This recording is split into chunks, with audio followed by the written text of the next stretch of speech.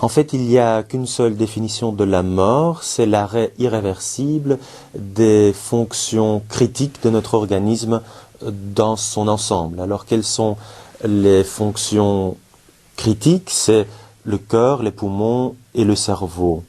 Il y a une mort, il y a deux moyens de faire le diagnostic.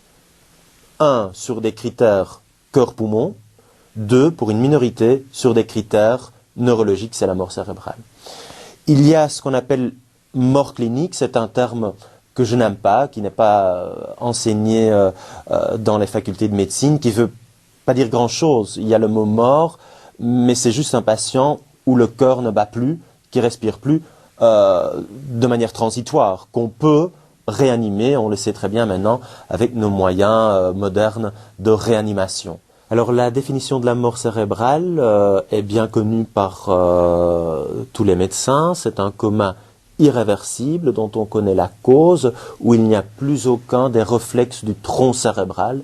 On ne va pas les lister tous, mais par exemple la petite lumière dans les pupilles, le test de nausée, quand vous mettez le doigt dans la bouche, et le dernier, le plus important, c'est le test d'apnée, c'est que vous ne respirez pas tout seul. Il y a une série de choses à exclure.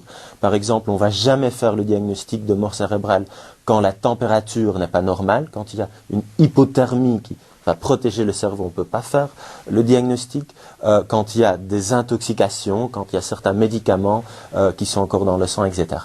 Et donc là, à nouveau, il faut être très clair que quand vous avez les critères cliniques de mort cérébrale, jamais un seul patient à récupérer.